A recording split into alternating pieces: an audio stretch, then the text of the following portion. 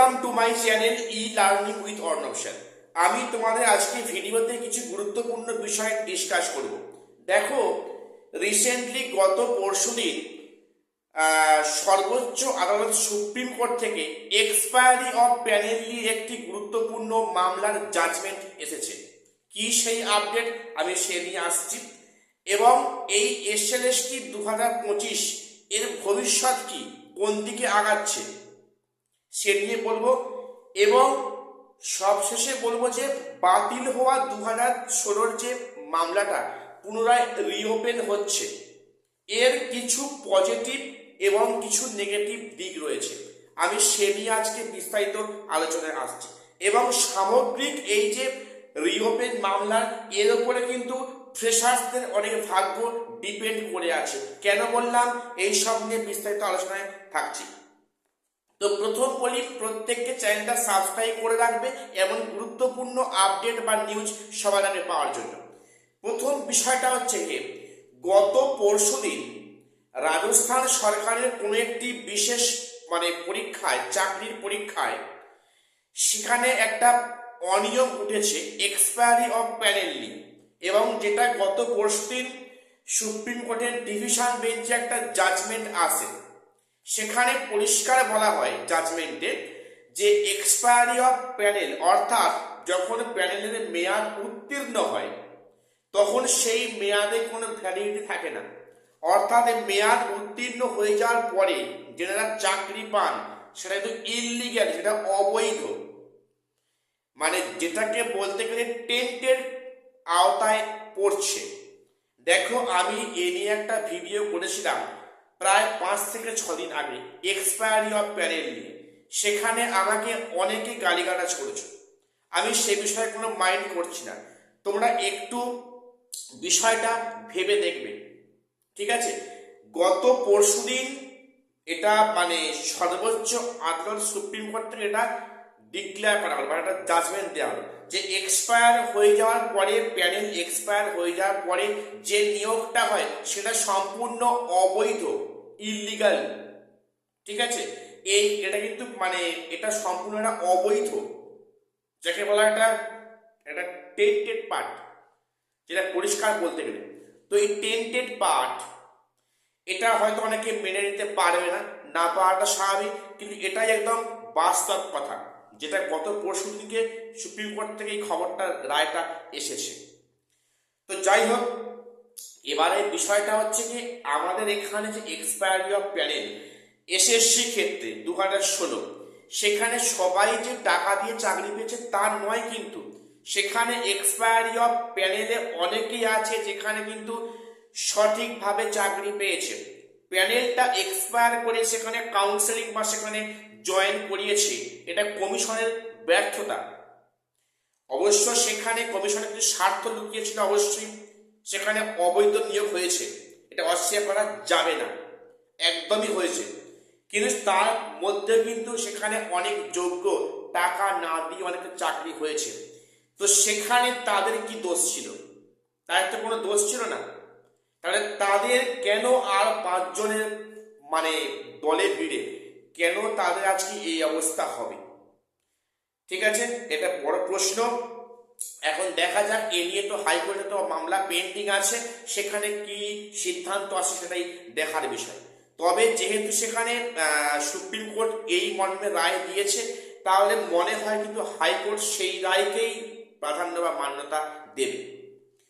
পরের বিষয়, অনেকে খুব হতাশায় পড়ে যাচ্ছে এসএলএসটি 2025 এর ভবিষ্যৎ কি, যেখানে একাদশ দ্বাদশের আর কয়েকদিন পরে সেখানে মেরিট লিস্ট প্রকাশিত হবে 20-21 মধ্যে, এবং 27 তারিখের পর থেকে সেখানে কাউন্সেলিং প্রক্রিয়া শুরু হবে, এবং এই কাউন্সেলিং প্রক্রিয়া কন্টিনিউ হবে।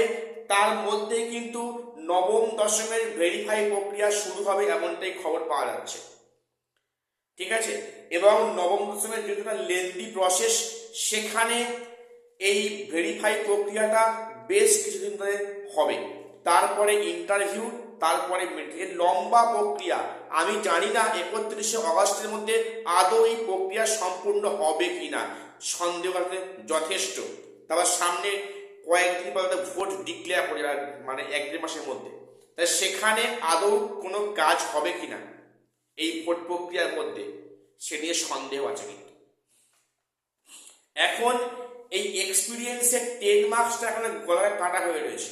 এক্সপিরিয়েন্সের 10 মার্কস নিয়ে সামনে 20 জানুয়ারি একটা মানে ডেট পড়েছে, জানি না ওখানে কি হয় না হয়।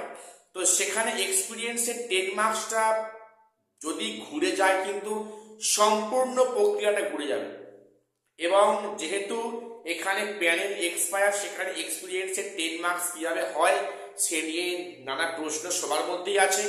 এখন সেটা কোর্টের বিচারাধীন, কোর্ট ঠিক করুক যে এই এক্সপিরিয়েন্সের মার্কসটা আদৌ দেওয়া যায় কিনা, বা দিলে সেটা কখন দেওয়া যায়। তো এরপরে বলি যেটা এখন সম্প্রতি বিভিন্ন খবরের হেডলাইন, যে এই যে 2016 বাতিল হওয়া প্যানেলকে পুনরায় যে রিওপেন করতে যাচ্ছে সুপ্রিম কোর্টে, একটাই দোহাই দিয়ে কি সেখানে যিনি মামলাকারী, যার করা মামলার প্রেক্ষিতে 26,000 শিক্ষকের চাকরি বাতিল হয়েছে, তো সেখানে যিনি মামলাকারী, যার কথা শুনে জাজমেন্ট দেওয়া হয়েছে, এখানে সেই ক্যান্ডিডেট তো নিজে কারাপ্টেড, তিনি নিজে তো ওয়েমার কারচুপিতে জড়িয়ে আছে, তার কথা শুনে কি করে কোর্ট সেটা তাকে বিচারটা দিল। এখন বলে রাখি, এটা যারা মনে করছো যে এটা সম্পূর্ণটাই ভুল জাজমেন্ট হয়েছে, হ্যাঁ, যে লক্ষ্মী টুঙ্গার উনি যে ওনার কথা শুনে যে এটা প্যানেলটা বাতিল হয়েছে, এটা কিন্তু সম্পূর্ণটা সংকীর্ণ, একটা ন্যারো কনসেপ্ট। কেন বলছি? সুপ্রিম কোর্ট শুধু নয়, কলকাতা হাইকোর্ট, সিঙ্গেল ডিভিশন এবং সুপ্রিম কোর্টে নিশ্চয়ই এমন কিছু গ্রাউন্ড রয়েছে যে গ্রাউন্ড কিন্তু বেশ করে কাঁকড় আর চালকে পৃথক করতে পারে না। ওটা চালে কাঁকড় নয়, কাঁকড়ে চাল ঢুকেছিল, বিষয়টা সেই। তো কাঁকড়ের মধ্যে চালকে যেমন বাঁচা থাকবে অসম্ভব, সেখানে অসম্ভব হয়েছে বলে কিন্তু প্যানেলটা বাতিল হয়েছে। ঠিক আছে, হতে পারে সেই মামলাকারী নিজে টেন্টেড হয়ে উনি টেন্টেডকে সবার সামনে প্রকাশ্যে আনতে চাইছেন, যার টেন্টেড রয়েছে, হতে পারে।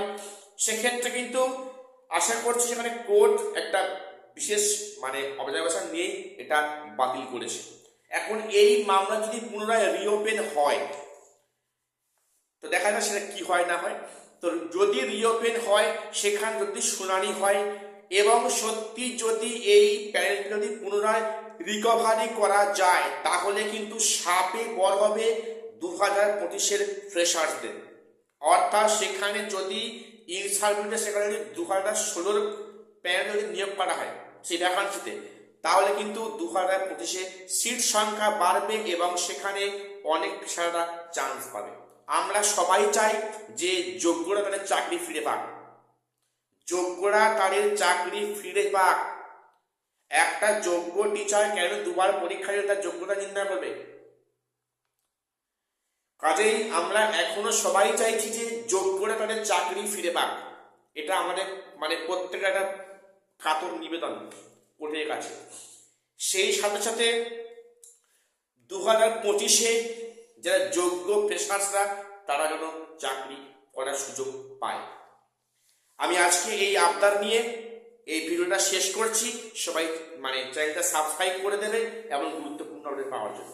আর শেষ করছি, দেখা হচ্ছে পরে কোনো ভিডিওতে।